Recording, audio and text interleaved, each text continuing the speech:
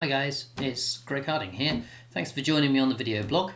Today I'd like to talk to you about a new product to me anyway. I know it's been out a little while, but I've only just got my hands on some of this kit, and I've recently been, ever since I started up, which is about 8 years ago or so, I've been using the Canon gear, the Canon flash guns, and this is the 580EX, and now I know they brought out an EX2, and basically the big change between the EX and the EX2 was that they put in a sync port. I'm on my old EX1s. I took some of them apart and put in a little sync port in there, so I could put in some little optical slaves, or indeed trigger radio flashes with them. So I'll show you a couple of those in a bit.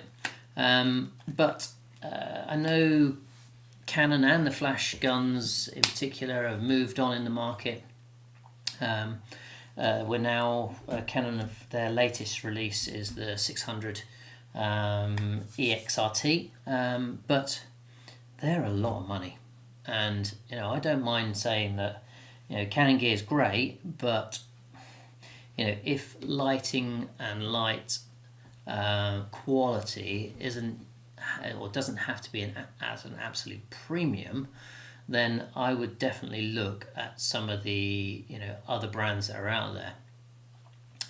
And that brings me on to the reason for this video, really, is because recently I bought some of these Yongnou,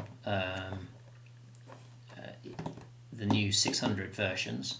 I've seen them out there, never really been bothered to buy them because my 580s, do a perfectly good job. They TCL nicely. And when I need them off flash, off camera, then I can run radio triggers into them if need be. But they are getting a bit old now, and they've done me some good service.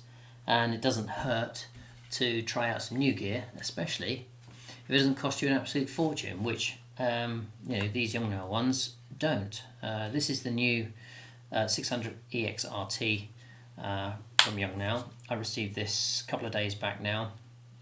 I bought it straight off of Amazon, as most people do, and I bought it with the Speedlite transmitter, and it's a radio transmitter, which is quite remarkable. Not an infrared one. Okay, so whilst we're talking about the transmitter, the Yongnou E3RT, as they like to call it. All of the commander units, as I would like to call these, are programmable out, and you can put multiple heads up into multiple groups of, so you can isolate the flash guns away from each other, so you can set this as group A, and have that at half power, and this as group B, and have that at eighth power. So you can split your keys away from your fields, and you can grid them up or do whatever you want to do. But using the transmitter unit, you can control them off the top of the camera, which is really nice. It's a good feature. It's not one that I use particularly, and have I ever used it? Probably not, because I tend to use most of my flash units in manual, and so I do that. I mean, I guess it's quite nice to have these so that you can do it from the camera. But the type of work I do, I tend to move around the scene and set the lighting as I want it, straight on the back of the unit, rather than on from the camera. But yeah, these do have that feature. You can control it very easily, up and down the different groups, and this isn't an instruction video by any means, but it's just talking about some of the features that it has. So it's a good feature. It's not one I'm going to use, but it's there anyway. It all comes nicely boxed up. I come with a bunch of features. I think they're directly comparable to the Canon version of the same product. Build quality is very good. The first thing, because I'm whenever I'm using these, I'm always pushing this little button in at the sides to get it to flip around and move. Otherwise, it locks out, especially in its down position. And so I've become very adept at sort of moving it around very quickly. So the first thing to note is that there isn't that little push button thing in there, which I kind of miss a little bit. I think doesn't have that. It doesn't get locked into that position. Not that it matters, because the control of the head is very, very positive. It's quite a stiff operation, which hopefully it will keep over time, and only time will tell, I guess, as to whether or not it does. But build quality of a 600E XRT, very, very nice. It's a nice sort of brushed plastic. It's got a good heavy weight to it, not a plasticky kind of thin plastic, but it feels robust. It's got all the usual French flag in there, and a diffuser for wide angle. On the ports themselves, we've got some nice little updating ports in there with a mini micro USB, a little stand, a little screw so you can screw it onto a stand so you can hold onto it. At the side, you've got little connectors out so that it'll go out to external batteries, so you can power them for longer. You don't have to rely on the internal batteries, the AA's. Where else have we got? Oh, and more importantly, a dedicated sync port, a PC socket. That was sorely missed from the 580 or the 580EX series that I was looking for. And so, the sort of Heath Robinson approach that I made to sort of doing my own kind of electronic modifications too, they were a little bit hit and miss sometimes. So hopefully these will work out much, much better.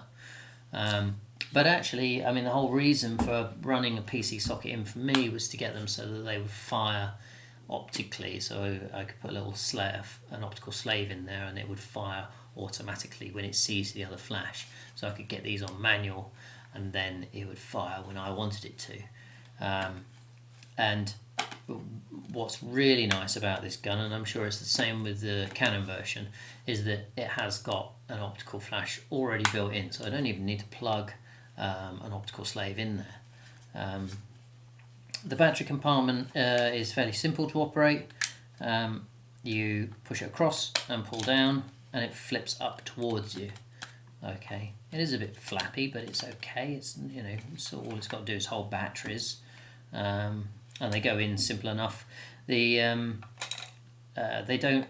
recommend that you only use the NiCad and NEMA batteries, or the alkali batteries in these. So the lithium ion ones they would suggest you don't use. I'm sure there'll be other people out there that do use them and get some great results from them, but my opinion is not to stress the heads on these too much, because if you ask for a lot of power out of these in quick succession, I'm sure you'll either blow the unit with it overheating too quickly, or the internal wiring and stuff will suffer over time, I guess. So I would stick to either NEMA, which recharges quickly enough for my liking, and lasts long enough. I was going to tell you about it. It's got full rotation. I keep wanting to press this bit in on the side here. It's a bit funny. And the head rotates all the way around 360. It won't go past that point, so you have to take it all the way back to through 180 and then around again if you wanted to go that way and bounce off of walls. off of ceiling. As I said to you before, off ceiling with French flag, so it pushes some of the light forwards with a little bit of tilt. Yeah, I mean, it's a very capable gun. I've used it on a couple of shots just to test it out, and it syncs up nicely on top of the camera, and it fires nicely without. So yeah, I just wanted to look at some of the features that this particular gun has, this flash gun, and just to sort of give you some sort of comparison in size with the EX, the Canon 580 EX. So in terms of sizing, you can see it is slightly bigger, the 600 version, which you'd expect. And I think the Canon 600 themselves are bigger, and this I think is a pretty good like for like size indication. So some of the features built within this are the optical slave, of course, which I've spoken about, TTL and ETTL, ITTL for Nikon users. I mean, there are some dedicated settings just for Nikon and just for Canon, which is really, really good. The buttons are all the same. The buttons are very, very easy to use. It's a very nicely laid out menu. It's a really big display screen on these, as opposed to the 580 EX, which was a little bit puny. It did the job, but it's not as nice as using a bigger display on this one. You can trigger the 580 EXs with the 600, the Yongnou ones, and similarly you can use the 580s to trigger the 600 EXs. So they all work nicely together. They all talk to each other. There's no compatibility issues. I own a couple of 5D Mark IIIs. They work perfectly well on those, as well as a dedicated flash gun would. A bona fide Canon bought flash gun.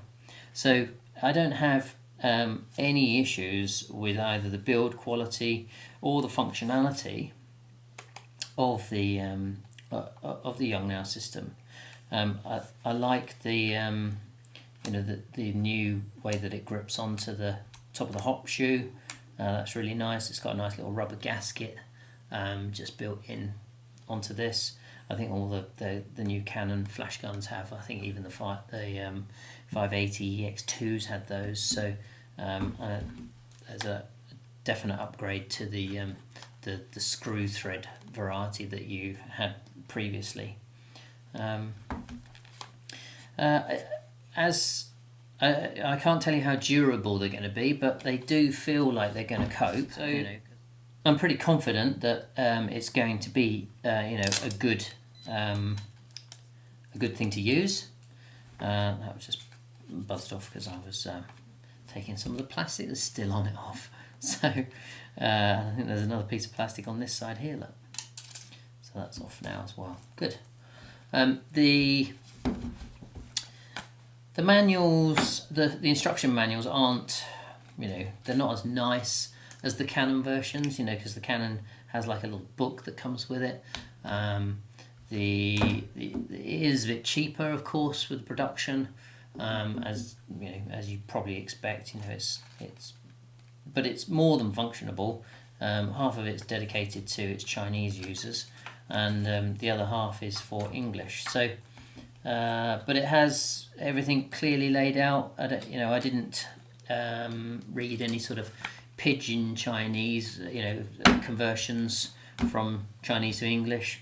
It all seemed, like it read well. I didn't find any things that I didn't understand, which is a bit of a miracle for me. So,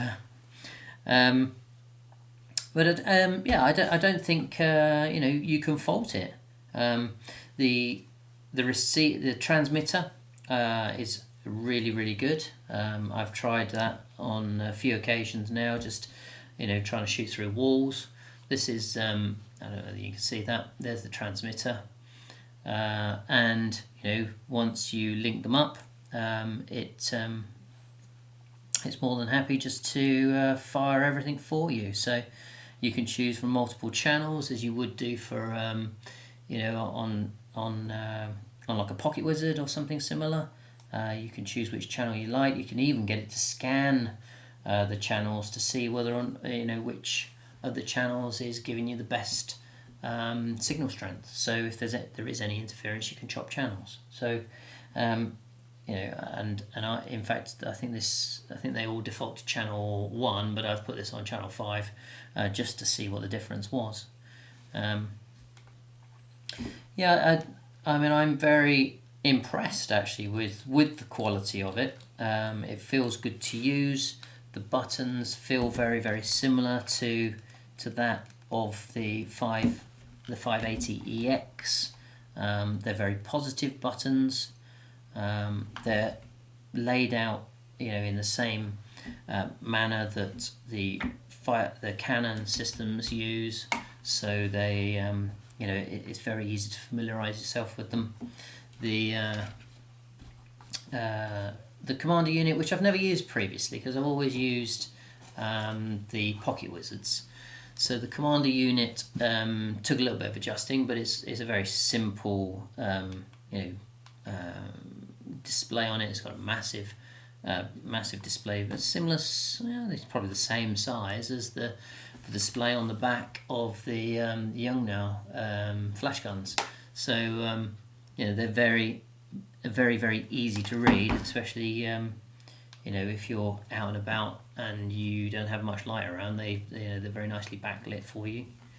I think going forward, cost wise, the Yongnou is, I don't know, I think it was last time when I bought these not long ago, about a week or so ago, they were £160 odd for both the flash gun and the transmitter unit, which is incredible because you could buy perhaps three of these units, the new Yongnou 600 EX RTs, for one Canon 600. I mean, I really think that Canon have got to start thinking about their pricing, because if Chinese brands, other Chinese brands like Yongnou are producing flash guns that are absolutely comparable, and it's very difficult to apart from the little name that comes along with them and the way they're branded, difficult to differentiate between the two.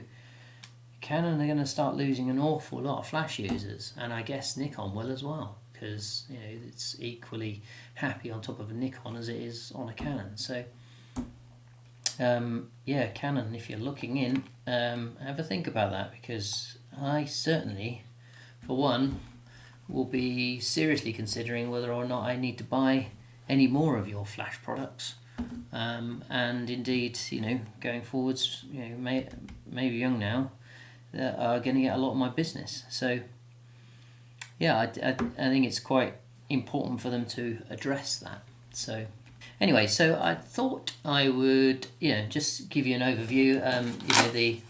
It comes with a bag, a little cover thing that comes with the product.